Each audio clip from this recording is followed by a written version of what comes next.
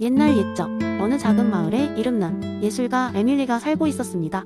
에밀리는 그림을 통해 자신의 내면 세계를 표현하는 데 탁월한 재능이 있었지만 그녀의 작품은 늘 같은 스타일과 주제를 반복하는 경향이 있었습니다. 마을 사람들은 그녀의 그림을 좋아했지만 특별히 새로운 것을 기대하지는 않았습니다. 어느 날 에밀리는 마을 외곽의 오래된 숲을 산책하다가 자그마한 동굴을 발견했습니다. 호기심에 이끌려 동굴 안으로 들어가자 빛나는 벽화를 마주하게 되었습니다. 그 벽화는 어떤 도형이나 상징으로도 설명할 수 없는 기이한 것들이었고 에밀리는 그 벽화에서 눈을 뗄 수가 없었습니다. 이 벽화는 자신이 알고 있던 예술의 모든 규범을 넘어서는 것이었고 그녀의 내면 깊은 곳에서 무언가가 흔들리는 걸 느꼈습니다. 그날 이후 에밀리의 작품은 완전히 변했습니다. 그녀는 더 이상 전통적인 주제나 스타일에 얽매이지 않았고 그 벽화에서 느꼈던 기이한 감각을 표현하기 시작했습니다. 그녀의 새로운 작품들은 마치 다른 세계에서 온 것처럼 보였고 마을 사람들은 처음에는 당황했지만 점차 그녀의 작품에 매료되었습니다. 에밀리의 그림은 단순한 시각적 경험을 넘어 사람들로 하여금 자신의 고정된 사고를 벗어나 새로운 가능성을 탐구하도록 영감을 주었습니다. 에밀리의 변화는 마을에도 큰 영향을 미쳤습니다. 그녀의 작품을 통해 사람들은 자신들이 당연하게 여겼던 많은 것들을 다시 생각해보게 되었고 그 결과 마을은 혁신 과창위성의 중심지가 되었습니다. 예술 아카데미가 세워졌고 많은 이들이 자신의 분야에서도 새로운 가능성을 탐색하기 시작했습니다. 에밀리에게 그 동굴은 알랭 바디우가 말했던 사건 그 자체였습니다. 그녀는 그 사건을 통해 새로운 진리를 발견하고 그것을 따라 행동함으로써 자신의 삶뿐 아니라 마을 전체에 변화를 가져왔던 것입니다. 그녀의 이야기는 많은 예술가와 혁신가들에게 영감을 제공하며 사건의 순간이 얼마나 강력하게 우리의 세계를 변화시킬 수 있는지를 보여주는 훌륭한 예시로 남았습니다. 이렇게 에밀리의 경험은 단순한 발견 그 이상의 것이었고 그녀와 마을 사람들은 그 사건의 영향을 통해 지속적으로 새로움을 창조해 나갔습니다.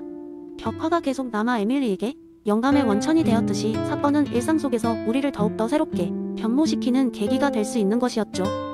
두 번째 이야기, 옛날 옛적 높은 산 꼭대기에 위치한 작은 마을에서 관찰 대회가 열렸습니다. 이 대회는 마을 사람들에게 가장 흥미로운 현상을 관찰하고 그에 대한 이야기를 풀어내는 것이 목적인 행사였습니다. 마을 사람들은 각자 자신만이 독특한 관찰을 가지고 참가했습니다. 이번 대회의 주제는 하늘에 떠 있는 구름이었습니다. 참가자들은 각자 자신의 이론적 배경과 신념을 바탕으로 구름을 관찰하고 자신만의 이야기를 만들었습니다. 첫 번째 참가자는 마을의 농부였습니다. 그는 구름을 보면서 그것이 가을과 겨울 사이의 날씨 변화를 예측할 수 있는 신호라고 보았습니다. 그는 자신이 농작물을 심고 수확하는 시기를 판단하는데 구름의 모양과 이동 패턴을 참고한다고 설명했습니다. 그의 이야기는 실제 사례로 가득 차 있었고 구름 모양에 따라 기온이나 습도가 어떻게 변해왔는지를 분석했습니다. 두 번째 참가자는 예술가였습니다. 그녀는 구름을 보며 그것들이 하늘이라는 거대한 캔버스에 그려진 순간의 예술 작품이라고 생각했습니다. 그녀의 눈에 보이는 구름은 다양한 모습을 하고 있었는데 그 속에서 동물의 형상, 바다 위의 물결, 혹은 신비로운 얼굴 등을 발견할 수 있었습니다. 그녀의 이야기는 구름의 모양이 어떻게 사람의 상상력을 자극하고 내면의 감성을 드러내는지를 아름답게 풀어냈습니다. 세 번째 참가자는 과학자였습니다. 그는 구름을 다양한 물리적과 화학적 과정의 산물로 보았습니다. 대기 중 수분 입자의 응집과 광선 산란에 따른 구름의 색 변화 등을 세밀하게 설명하면서 구름이 날씨와 환경을 이해하는데 중요한 역할을 한다고 주장했습니다. 그의 이야기는 구름의 형성 과정과 그 물리적 원리를 따라가며 어떻게 그것이 지구 환경에 영향을 미치는지를 과학적으로 설명했습니다. 이처럼 같은 구름이라는 대상 앞에서 세 명이 참가자는 각기 다른 이야기를 만들어냈습니다. 농부는 생계와 연관된 현실적 관점에서, 예술가는 감정과 상상력의 관점에서, 과학자는 논리와 사실의 관점에서 구름을 해석했던 것입니다. 이들이 각자의 이야기를 마쳤을 때 대회의 심사위원은 그 누구의 이야기도 틀리지 않았다고 말했습니다. 결국 모든 이야기는 그들의 삶과 경험에서 나온 것으로 각자의 이론적 배경에 의해 해석된 관찰이었기 때문입니다. 그리고 이 대회를 통해 마을 사람들은 하늘에 떠 있는 구름조차도 사람에 따라 얼마나 다양하게 해석될 수 있는지를 깨달았습니다. 마을 원로는 모든 관찰은 이론적으로 해석된다 는 하먼의 이론을 인용하며 각자의 관점이 모여 세상을 더욱 풍부하게 만든다고 말했습니다. 그들은 각자의 다른 관찰과 해석이 한데 모여 마을을 형성한다는 것을 깨닫고 서로의 이야기를 듣고 이해하려는 노력을 더 많이 기울이기로 했습니다. 이렇게 마을은 하늘의 구름을 통해 관찰의 이론 의존성과 인간 각자의 다양한 시각의 중요성을 깨닫고 그것을 통해 더욱 조화롭게 살아가는 법을 배웠습니다. 이 이야기는 우리에게도 같은 교훈을 줍니다. 때로는 나와 다른 이들의 관점을 경청하고 이해하는 것이 우리의 세상을 더 풍요롭게 만들 수 있음을 생각해볼 기회를 제공합니다. 세 번째 이야기, 맥스 셸러의 가치 우선순위. 이론은 단순한 철학적 개념에 그치지 않고 일상에서도 다양한 형태로 응용될 수 있습니다. 이 이론을 기반으로 한 흥미로운 이야기 하나를 들려드릴게요. 한 번은 시골 마을에 사는 젊은 농부 제이크가 있었습니다. 제이크는 부모님이 물려주신 농장을 열심히 운영하면서도 어느 날 그가 무엇을 추구하며 살고 있는지에 대한 깊은 고민에 빠지게 되었습니다. 일상의 반복적인 노동과 그에 따르는 작은 쾌락이 그 이상으로 의미가 있는지에 대해서 말이죠. 어느 봄날 제이크는 마을 바깥쪽에 숲으로 나갔습니다. 제이크는 항상 자연 속에서 시간을 보내며 자신의 감정을 정리하곤 했습니다. 숲은 그에게 다양한 가치들, 평화, 아름다움, 자연의 신비로움을 제공합니다. 그날 숲속에서 제이크는 우연히 길을 잃고 맙니다. 해가 지기 시작하자 그의 마음속에는 두려움과 불안이 엄습했지만 곧 서늘한 밤 공기와 별빛이 그의 눈길을 사로잡습니다. 그는 자신이 무엇을 바라보고 경험해야만 이 순간을 온전히 느낄 수 있는지를 고민하기 시작했습니다. 제이크가 숲속에서 경험한 다양한 감정을 통해 깨달은 것은 바로 셸러의 가치 우선순위 이론에 단호히 맞닿아 있었습니다. 그가 사소하게 여겼던 감각적 쾌락보다 숲속의 평화와 세상의 아름다움이 더 큰 가치를 제공하고 있었던 것입니다. 그 순간 제이크의 마음은 무언가 더 깊고 가치 있는 것들에 이끌리기 시작했습니다. 그는 숲에서 빠져나올 길을 찾기 위해 발걸음을 옮기며 자신의 삶에서 더욱 큰 가치를 탐구하고자 하는 결심을 하게 됩니다. 숲을 벗어난 이후 제이크는 마을로 돌아와 다양한 사회적 활동에 참여하기 시작했습니다. 그는 농장일에 얽매이지 않고 마을 사람들과의 관계 속에서 사랑 과정이라는 더 높은 가치를 실천하였습니다. 마을 공동체를 위한 다양한 프로젝트에 참여하면서 마을 사람들과 더불어 살아간다는 것이 단순한 일상생활을 넘어서는 의미가 있다는 것을 깨닫게 되었습니다.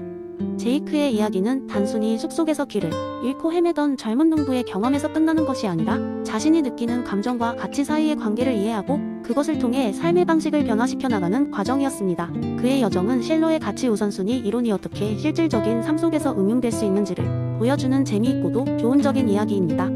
제이크는 자신의 감정을 따라서 더 가치 있는 삶을 지향함으로써 자신과 주변 사람들의 삶에 긍정적인 변화를 만들어냈습니다.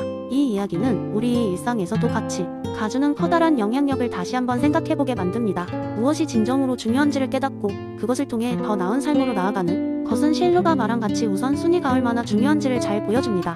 네 번째 이야기, 옛날 옛적에 첨단 기술 도시 뉴로폴리스에는 로봇이 일상생활의 중심이 되는 흥미로운 시대가 있었습니다. 도시의 모든 사람들은 개인 맞춤형 AI 로봇 조수를 곁에 두고 있었고 이들은 바쁜 도시 생활을 도와주는 놀라운 능력을 가지고 있었습니다. 그 중에서도 특히 유명한 로봇이 있었으니 이름하여 아서. 아서는 최신형 AI 칩을 장착한 인공지능 로봇으로 독특한 유머 감각과 날카로운 지식을 자랑하며 주인인 존과 그의 친구들의 삶을 똑같이 풍성하게 해주었습니다.